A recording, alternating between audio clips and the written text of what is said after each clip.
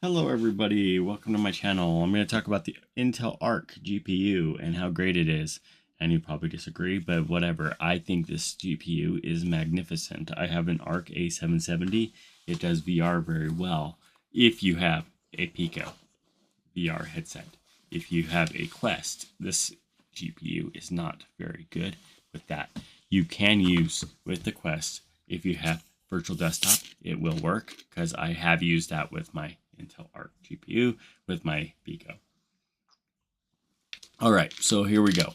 I'm going to go ahead and show my advanced display. So the advanced display does my 144 hertz, and then it does my 75 hertz on my UHD display. They're both 1080p monitors. I don't feel like I would see 1440p or the 1080p or the 1440p or 4K. I don't see that I could see that issue. I don't feel like I would notice that or not. And so I don't think I need it, but other people might want it, but I don't really feel like I need to upgrade my monitor just yet. I mostly game in 1080p and that doesn't matter.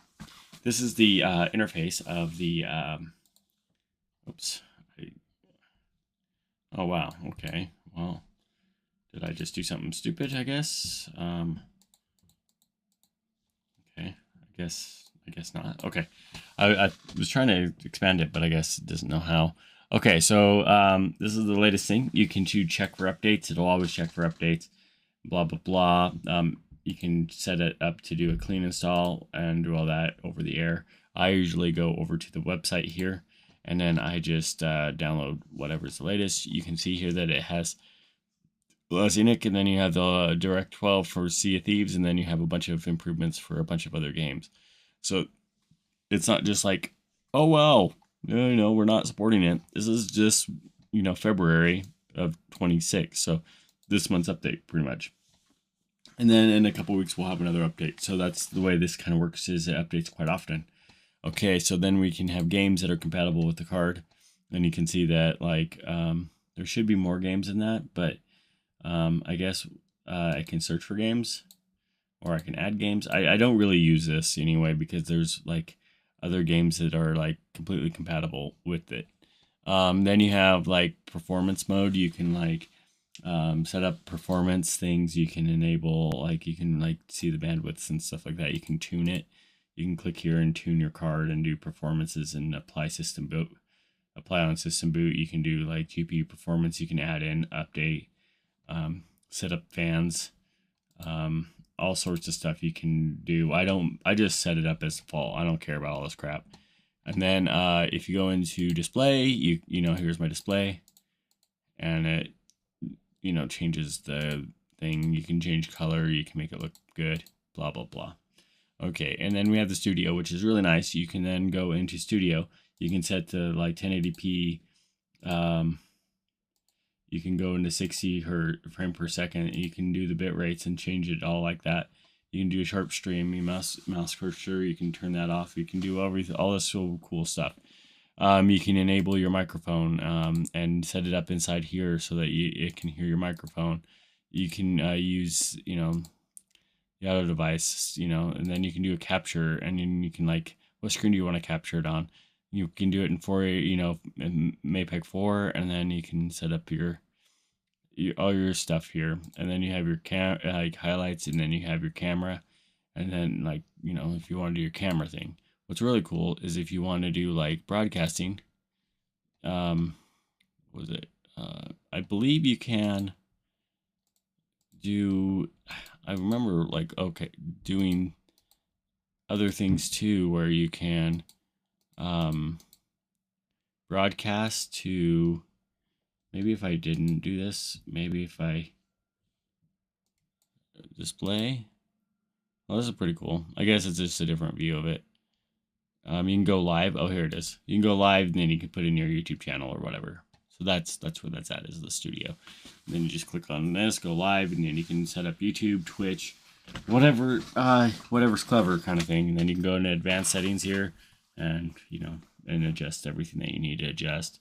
Kind of like this other view better. And then you have settings, and then you can go in here and you can do like hotkeys and game settings, and then you can do system and get help or whatever. There you go. It tells you what drivers you are. I have 8 gigs on this card. Blah blah blah. You can turn on and off the little tabs, and that's pretty much it. This arc thing is really nice. It plays every single game that I've thrown at it. I even have Nightingale that came with the game with this card for free, and I guess it's like downloading again because I haven't even played the game since I got it, but it is what it is. I guess it's updating. I don't know. 5 gigs or I have to download 57 gigabytes again. I don't know why I have to download the full game, but it is what it is. And then I have other things. Oh, I'd rather install this. It's my PS5 controller software, which is really nice. What this thing does is, like, if you go in and then you grab your PS5 controller, you can actually, it's actually pretty nice. So what you can do with that is, if you launch your DSX, it goes in here, and what's really cool is once it's up, you can dual sense it, and then you can set up your emulation of anything. So if I set it up here, I can do a whole bunch of stuff. My battery's dead on it, so I haven't really charged this thing for a while, so I guess it's time to charge my battery. But yeah, so this thing can even update the firmware. It's really nice. It hooks you into it. Yeah, so let me see if it says it's just charging. It should be on charge now. Okay, it says it's charging now. Yeah, so it's charging. And you can do all sorts of shit with this. And what's cool is you can actually emulate it to be a PS4 or Xbox. So, like, for the game, like, because not everything supports PlayStation controllers, I can go in here and do this, and it can emulate so this is a really nice software to be able to emulate what I need. And then I can do my tests of my controller, and I can like make sure that my stuff's working good. This controller actually had drift, and I fixed the drift on it. So this one had bad drift. I was gonna not fix it because for racing games, drifting is great, because you can play the drift, Tokyo Drift, and play the games that way. That's pretty cool. And then you can also do, like, if I go in here to emulation, I can then do like the control adaptive triggers. So now that I have the adaptive triggers, I can you can feel it in the controller. I can actually even give feedback or vibration. You can hear that, right? Yeah. And then I can do the weapon one. I can do the slope feedback. So as you push it, you can do multiple position feedback. That weapon one's pretty cool, but you can't do that when you're in here because the emulation of the adaptive triggers won't allow it. So I have to disable adaptive pass-through, which I would want, because if you have a game that like supports it, it's gonna go through. So that's why I kind of like it. So anyway, this app's really badass. Works really well. One of the coolest games that you can use is Ghostwire Tokyo.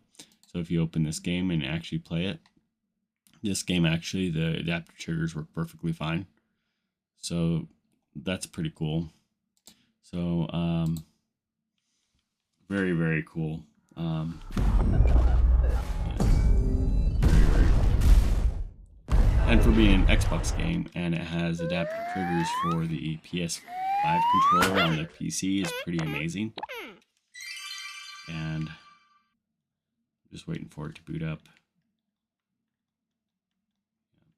I can't read any of that. So that's pretty cool. I don't know why it's taking so damn long to load. I guess it wants you to read all that.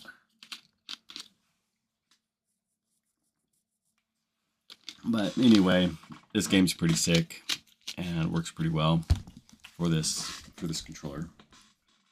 I'm just kind of wondering if it's gonna allow me to get in here, because it's just sitting here. Either way, I don't really care, but I'm getting kind of bored of it. Another thing too is you can go into your games and then you can load it from in here, and usually that's probably the best way to go for that, because then you can show all your games that you play. And every game that I've played with this with my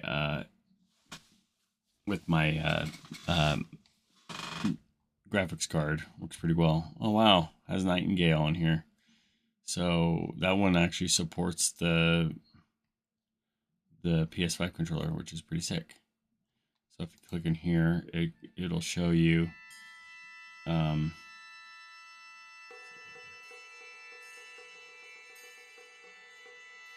see, where is that? Yeah, okay. It'll show you like the launcher, the platform. It should show you the should show that it's like compatible with the thing. I guess it's. I mean, I don't know.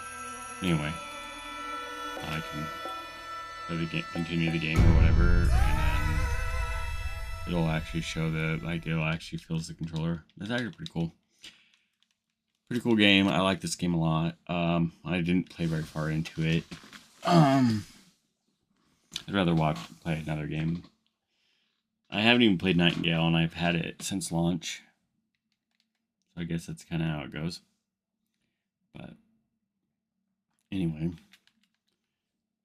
so hopefully this is interesting in what Intel cards can do, you know.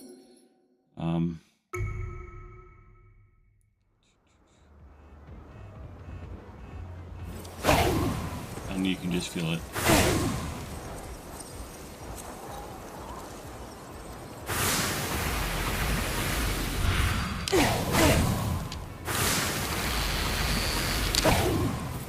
Pretty sick. But I only have so many charges, so I'm just gonna quit the title menu. Yeah. So anyway, that's just the game there. I just wanted to show that working. So pretty cool. It's a pretty cool system. I really do appreciate the card, and I really love it. So if you are in the market and you want a VR and you have a Pico, definitely pick it up. It's definitely worth it. All right, thanks for watching. Okay, bye, guys.